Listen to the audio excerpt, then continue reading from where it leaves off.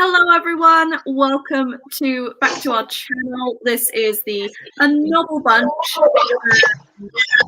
channel, and today we are going to be discussing our March pick, which was Janet, and which was Olive by Emma Gannon. I have my copy here.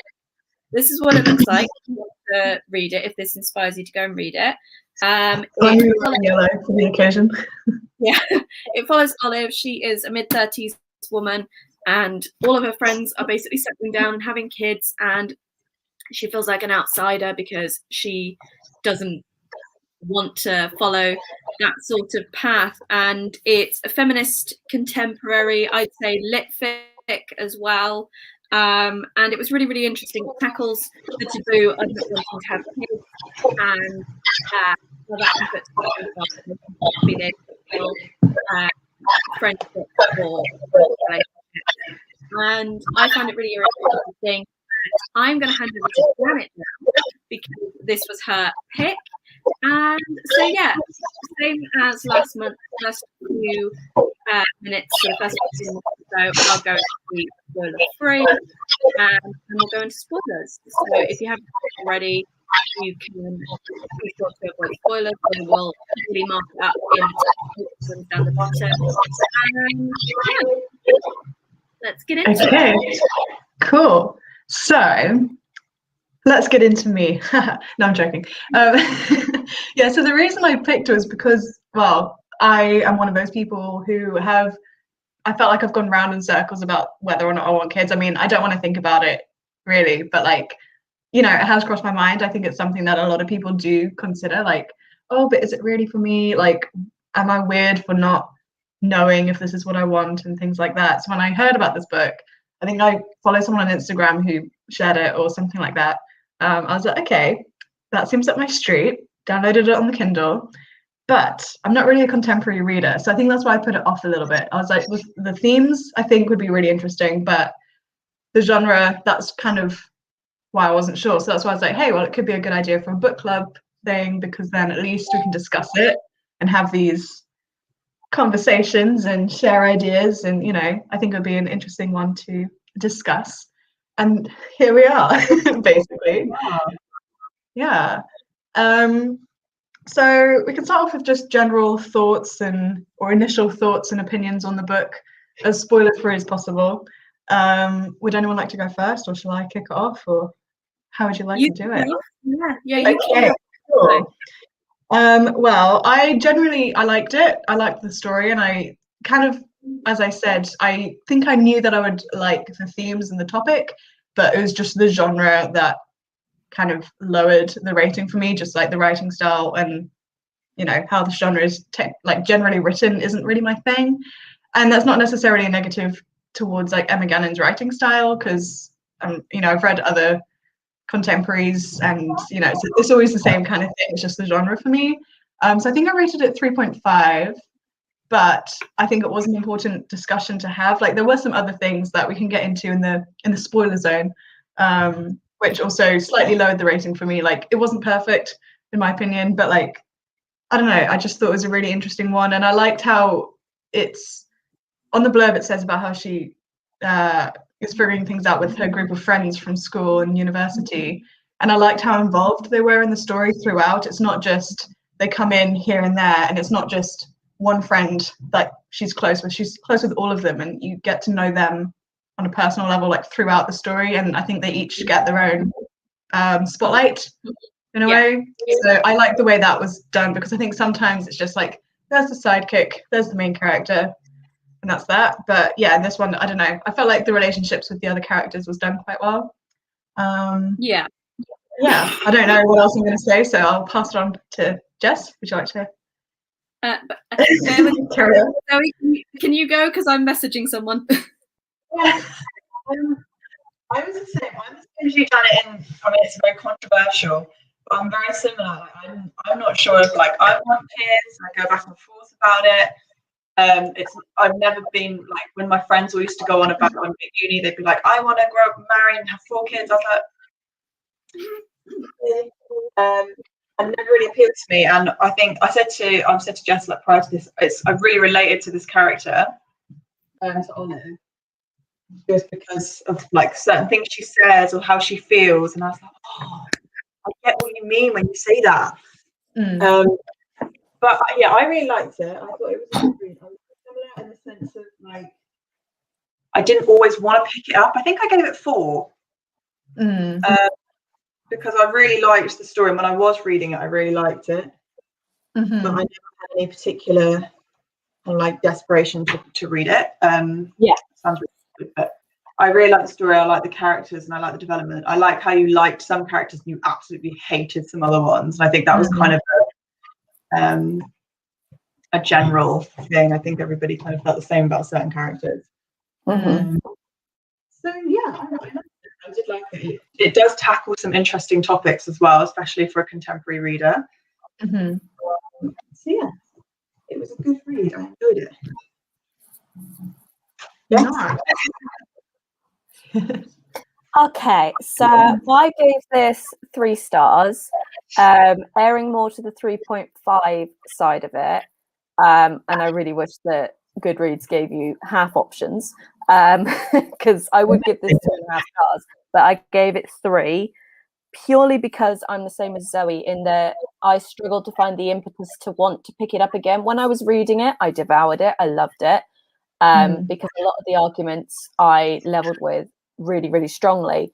But I don't know what it was, because I enjoyed the writing style. I enjoyed Emma Gannon's characters and how fleshed out they seemed.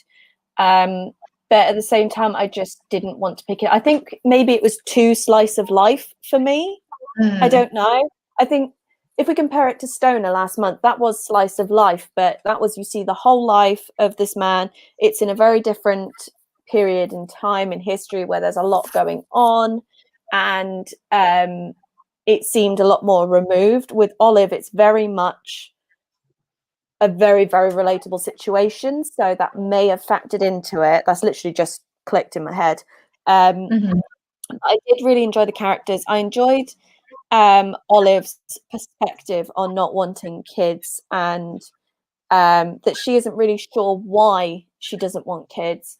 And I can level with that because I like children, but I like to be able to give them back. I get very, very broody sometimes, and I sometimes imagine having my own kids and everything, and I think, oh, that would be amazing. But the other times I'm like, yeah, no, like, I can't think of anything more horrific. And I'm like, I need my sleep. I think that's even mentioned, like, I can't deal with sleep deprivation. And I did like the fact that, like, at the end of it, the ending kind of felt a bit tacked on, and I think that also made me lower it a star. Like the way everything just wrapped up neatly. But I liked the darker themes that she got in there of like marital stress, and I've not been through it myself, but I recognized straight away what a couple of the male characters in this were like, and I just did not like them. But yeah, I gave it 3.5 stars. It hit very close to home, and I think that's why I struggled with it, because I am the fantasy buff of the group, so I normally read stuff that is so far removed from everyday life. But I'm on a contemporary kick at the moment. I'm loving it because I've been rereading and reading new to me Alice Oseman stuff, and yeah, I'm really loving the contemporary genre at the moment. I know that it's not something you like, Janet, but I like the references to stuff that we recognize and you can just immediately level with. And yeah, that wasn't what irritated or what got to me with this. I don't know what got to me. I think it was the fact that characters can be so quick to anger and that nobody is perfect. Like you really just want to hate someone, but then they end up showing they have a vulnerable side, and you're like, right now I can't hate you, but I want to hate you. So yeah. I also have Nori's thoughts. They aren't going to be here because they struggled a little bit with this. They were a bit triggered by it. So I just want to say that I know there's one specific part that really triggered them, but they said the whole thing generally got to them a little bit. And they said, I'll read out exactly what they said because I've got it on here. I gave Mhm. Olive 3.5 stars. It is well written and tackles some tough topics. Thought it, though it stays mostly on one side of the issue, which is Olive's side. The characters are complex and not always good people, though the ending does seem like a cop-out due to the relationship Olive ends up in. In summary, Olive is like a good coffee with different flavour notes, which many will enjoy and love. Nori is allergic to coffee. Such a Nori thing. Love it. So yeah, they did enjoy it generally, but they also struggled with it. So, and I think that's Mhm. quite fair to say. So yeah. Yeah. I mean, I can understand that. Like, there were some things that I was surprised by in the book. Maybe we can talk about it later because I don't know if it really counts as a spoiler. But like, I think I wrote a blog review on it, and there were a couple of maybe content and trigger warnings that I think, well, on my Kindle version anyway, there weren't any There's notes about nothing. it at the start. Yeah, so There's nothing. like there is mention of someone or like reference to someone with like an eating disorder towards the end. One of the characters, I'm pretty sure, and like there's nothing like even if it's the slightest hint, like I don't know, I was like there still should be something, you know, just because if you're going into this thinking it's about one thing, then suddenly you're like, oh, I've, you know, and it doesn't have to be that specific topic, you know, it could be about anything. And of course, you know, there's like struggles with fertility. That's a big topic for one of the friends, and I can imagine that would be difficult. Yeah, exactly. All sorts of different Postnatal things. depression is a massive plot point. Yeah, and of course it's sold as, you know, being about Olive, and yes, it is. But like I said, one of the things I enjoyed was seeing how much of her friends' lives, you know, we get. But within that side of things, like there's a lot of potential trigger or content warnings that you won't know about until you're reading the page. I think it might be nice to actually mention what we think could be trigger warnings, just in case anyone does want to go and read this. Can I start? Because I have a couple. Yeah. Obviously, there's cheating of a partner in this. There is one partner that I think is potentially emotionally abusive in this, emotionally manipulative at the least. There's obviously eating disorders. There are panic attacks. There is mental health. On-page blood, I suppose you could say as well, in a small part. Fertility issues, postnatal depression. There are quite a few things that could be triggering, and I think that should have been addressed in like a little forward or a little note or something like that. And I don't think a lot of publishers do that. I mean, I've got a book that's self-published, and she put every single thing at the front of the book that could be triggering. And she even DM'd me about it when I asked about it. And she was like, yeah, no, there is all this sort of stuff. And some of it could have potentially been triggering to me, but I was like, nah, I want to read this book. So yeah, I mean, I would have listed the same things as you. Like I'd forgotten about some of the ones that you mentioned, to be honest, just because it's been a couple of weeks. Well, I literally finished it 20 minutes ago. Well, yeah, so it's good that it's fresh in your mind. But I think even as someone, like, I don't tend to get triggered by things, and I'm very lucky that I don't usually. But even as someone who doesn't struggle with that kind of thing, when I read, and I still, if I see it written on the page, I'm like, okay, well, at least I know what to expect. Like, I don't know how detailed this is going to be, but if it is very graphic, like, yes, it is going to still be difficult for anybody to read, whether it's a trigger or not. So I think it's nice just to have a bit of forewarning, you know, just being aware that some of these topics are discussed in this book. Do with that what you will, you know. So yeah, I mean, I don't think I can't remember any more topics that I would have listed than the ones that you've mentioned. Yeah. Did you mention a bit of a trigger about non-binary? Yes. Yeah. That is a massive one, and I noted it down. Should we talk about that? I mean, yes, it's a spoiler, but it's one I think people need to know about because it just comes out of nowhere. So I think the context of that, if I'm thinking of the right scene anyway, I think I am. It almost felt like that particular scene didn't need to be in the book. Like they could have taken that out. Really didn't. And like, yes, it's important to like have a multitude of different characters and different like sexualities and identities, and you know, of course, but like in the way it was written, that wasn't helping anything, if that makes sense. It wasn't doing anything it didn't add anything to the book, you know. Yeah. So, but One I was going to second. say. Mhm. I'm just adding this banner, and I'm just gonna bonk. There we go. Mhm. So if anyone wants to mute their mic, and you can do that after this is gone, after this banner is gone. What did you want to say, Zoe? I don't know. Oh, And yeah, I agree with you, Janet. I don't really see the point in it other than to get it. I appreciate that it's in there because obviously the character doesn't agree with those comments.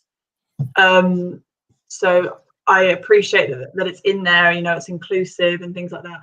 So I didn't really need to be in it, considering that it's not a positive discussion. It's not a positive comment, is it? No, and it's not really talk. Yes, it's discussing kids and things like that, but it's not a gender discussing book. Yeah.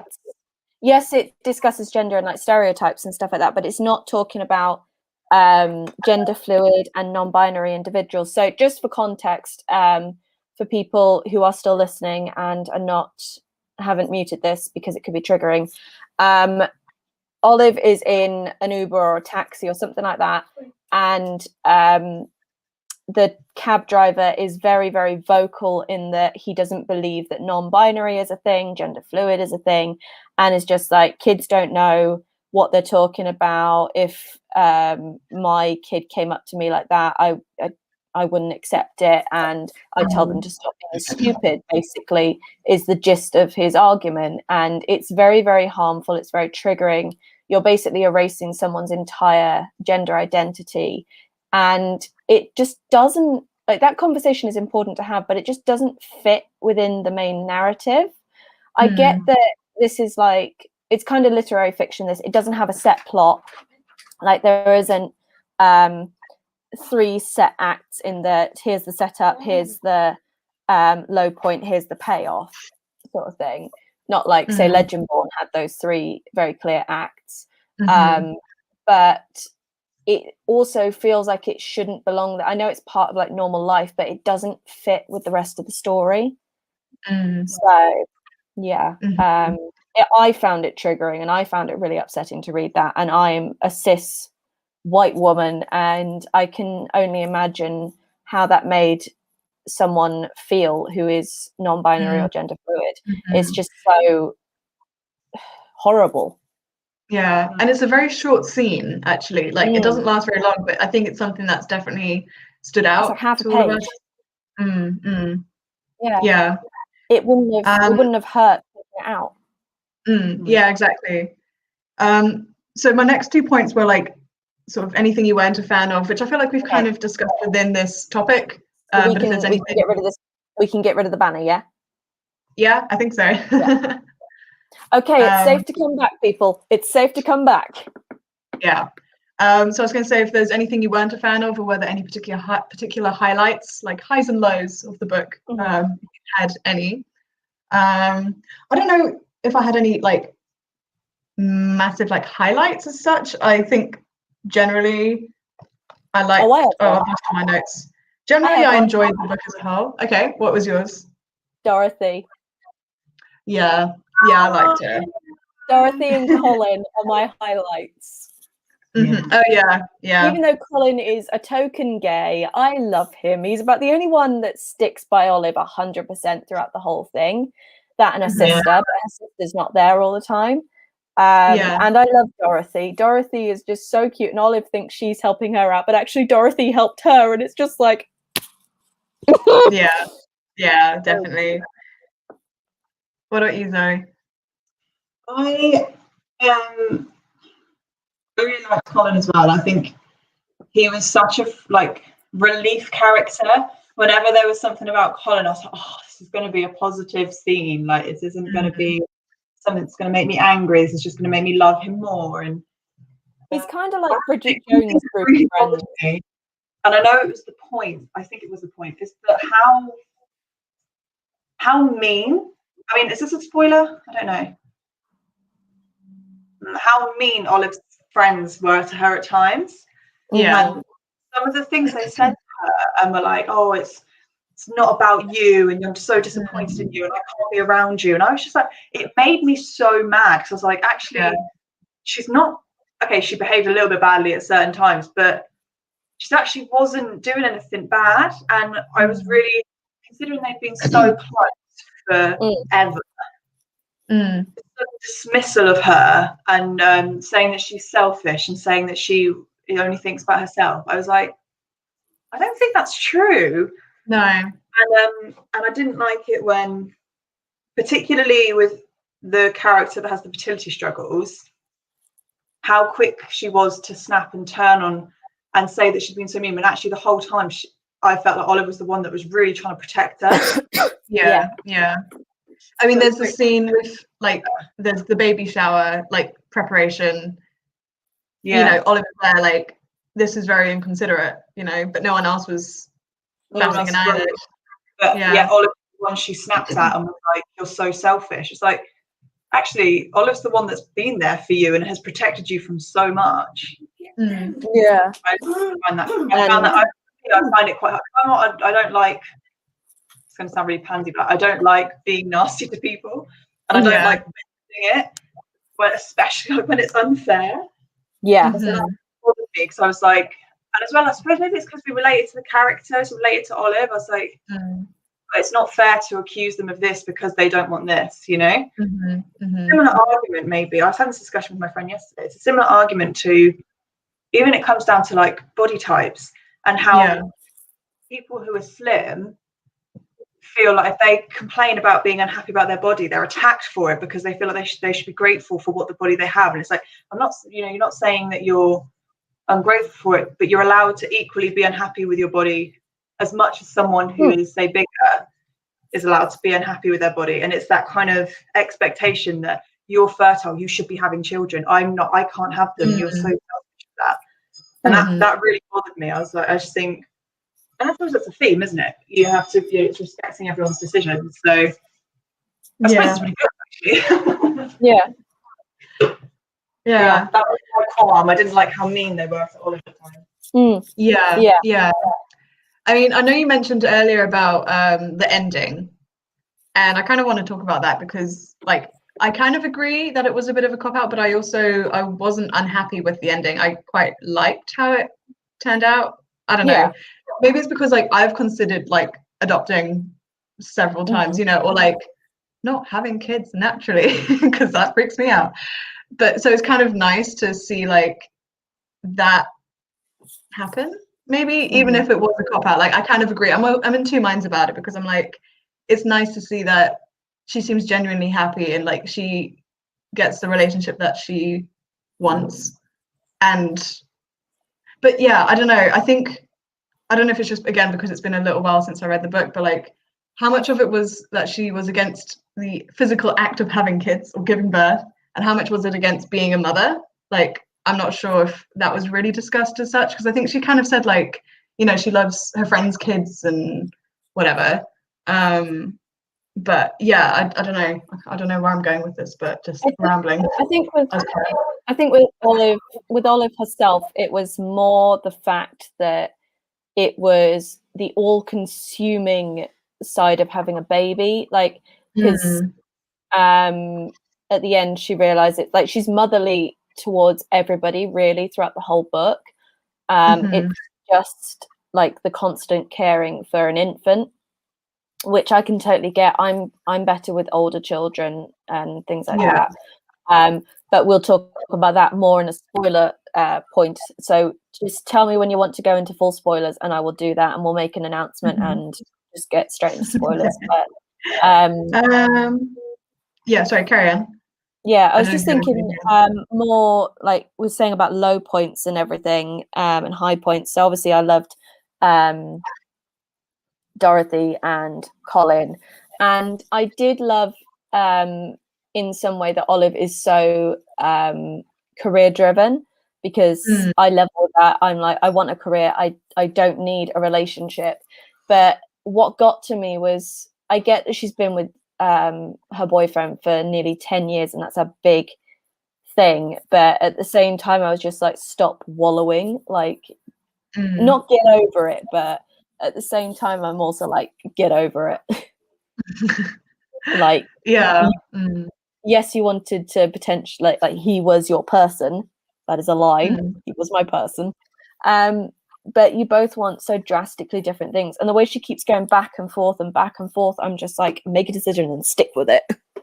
I think that really annoyed me. And that her friends are so caught up in their own lives that they don't notice that she's suffering, and then they have the audacity to call her selfish. I'm just like, she hasn't told you about what's going on in her life because she's worried that you're already all too like busy with your own lives and you have too much on your plate. She doesn't want to burden you. So how dare you? And I have so many notes in my notebook that's just in block caps, F you, when they all started going off, and I'm just like, fuck's sake. Yeah. I mean, I remember feeling like, you know, at the very beginning when they went to go to Jono's and like they all just cancel. And I just remember feeling so like heartbroken for Olive because I was like, I mean, that's not literally happened, not the same thing has happened to me, but like I totally get how she felt, you know, wanting to share some news with them and then just being like, oh, you know, and they have completely valid reasons for having to be elsewhere. But yeah, I don't know. But then I liked that it kind of came full circle and then they ended at Jono's again at the end of the book. I don't know. I was just like, oh, that's cute. They're finally back doing their whole thing. But yeah. So what were your thoughts on the characters all round? This might be easier to be a spoiler zone. I don't know. I was going to say, should we go into spoiler zone? Okay, so if anyone is watching this back and hasn't read the book, I would highly recommend you go and do that. It is very good. I listened to the audiobook as well. It is read very, very well. Would recommend the audiobook. It was yeah, I would recommend the audiobook. I would recommend the book. It was good. It was a good book. But we will be going into spoilers now. So we are entering the spoiler zone. So if you haven't read it, you've been warned. At your own risk. Yeah. So yeah. Obviously, you've spoken about the characters a bit already, but like now we can get into more detail. So there were like I like Olive, don't get me wrong, but there were times where it was almost a little bit of the, you know, the miscommunication trait coming in with like her not talking to her friends. And I think it's because like I don't think I could go through a breakup and not tell my friends about it. Like, or if it seems like she didn't tell anyone apart from Colin or something like, was his name Colin? I think his name's Colin. Yeah, Colin. The token gay. Like, yeah, I always put myself in the book, you know, I'm like, yeah, but I couldn't do that. Or why would you do that? I wouldn't do this. You know, I'm that type of reader. So it did really frustrate me that she went, like 2 months without telling her friends. And I was like, come on, like, it's important to you. Just say something. But I'm also like, damn it, it's not you. She's her own person. This is happening for a reason. But I like how she is very determined to kind of do what she wants and get what she wants. Not in a selfish way, but in a more success way, if that makes sense. I'm taking you up. Okay. I just found it weird because like with her friends, I found like I was going around in circles about how much I liked them and how much I didn't like them. I was just going back and forth. Like I think it was B, her friend. Generally, I think I liked her the most out of all of her friends. But then there was the scene towards the end, or actually maybe it's more in the middle, when they've gone to the Child Free by Choice event.